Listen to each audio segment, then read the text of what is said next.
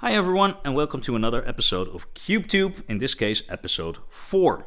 So, the element that we're going to discuss today is tin, element 50.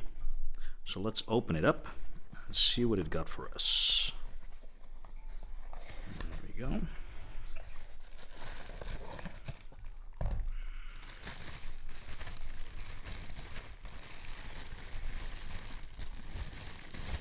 And there we go.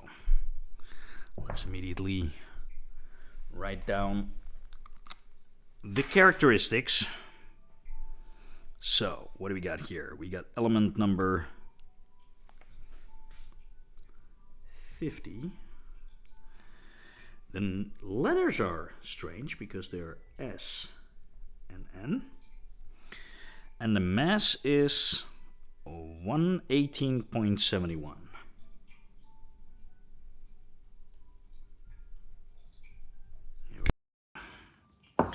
So, what do we got?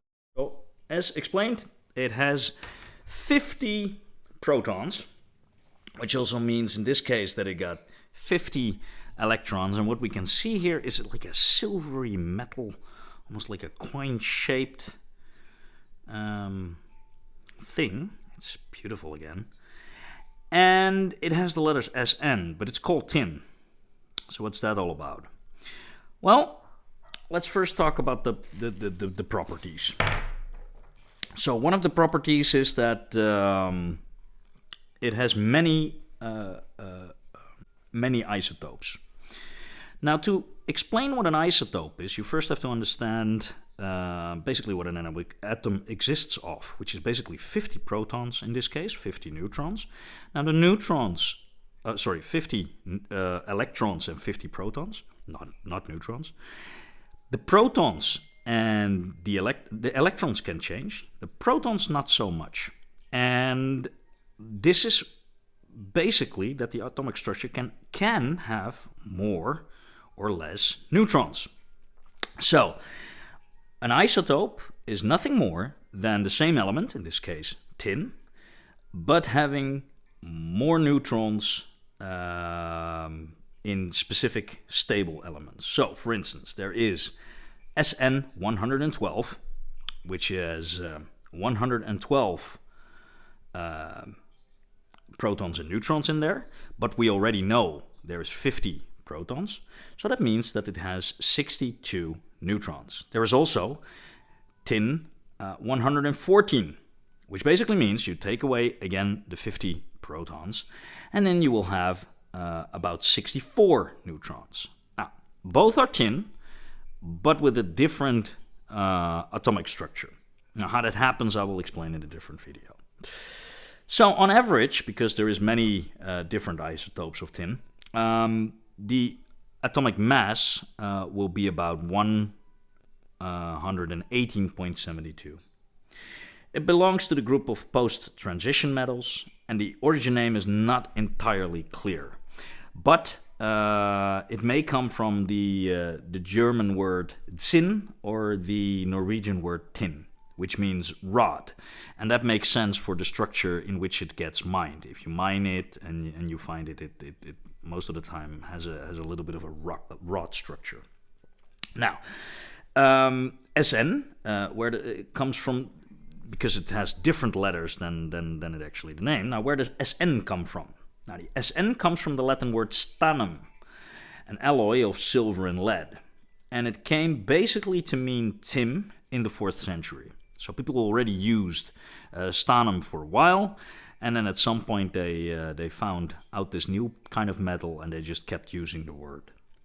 The melting point is 232 degrees Celsius, which is very, very low for a metal. You can almost, with a lighter, just melt it. And that brings us to the following story, because I got a Tin Man here, and it's not the Tin Man from the Wizard of Oz, but for people that may know their history, you can see that this is Napoleon Bonaparte. And the thing is that I got this chess set, which basically contains all these tin chess pieces. And the story I'm going to tell you is about the buttons on the clothing of the French army of the Napoleon War. At some point, they were basically invading Russia, and they were at the siege of Moscow, but it was extremely cold. And one of the things they didn't know at the time, apparently, was that when you go into the cold and you have tin buttons, which basically all the uniforms of the French army had, it will basically just disintegrate. So the soldiers lost their buttons, which is extremely inconvenient if you're trying to fight a war. So that's why I decided to show this little chess piece. Other uses that you can think of is inside of computers for soldering. You use a lot of tin. The inside of computers, the little plates where you can see the lines, the soldering lines, is something that tin is made of. Tin plates, which is used to make tin cans. That's basically a steel tin alloy, which is typically rolled to 0.1 or 0.2 millimeters, and then electrolytically coated with tin. And the reason why they do that is that under normal circumstances, most metals are quite they can be corroded by the things that go in there. For instance, beverages or other things. This is why really old cans that didn't have this thin layer sometimes infected the taste of the food. Now, if you use tin plating at the inside of a can, the beverage or the food will not be affected. This is specifically good for acidic drinks, for instance, because they will be immediately impacting the steel alloy that you are using. 1% of tin is present in the coins, if you know, from the euros, 50 cents, 20 cents, and 10 cents. Bronze is an alloy of copper and tin, and it actually has been used for a really, really long time, dating back to the 3000 BC, which is basically when the Bronze Age started. Organ pipes are also made of 77.5% tin due to the desired sound quality and also the resistance to damp and acidic air. In a lot of churches, that is something that happens. It can be really damp sometimes in churches. Plus, it can also, because the churches are there for a very long time, the air can be quite acidic as well. So this is why they use tin also in organ pipes. So I hope you enjoyed this episode. Thanks Engineered Labs for another beautiful cube, and see you next week with another episode of Cubetube.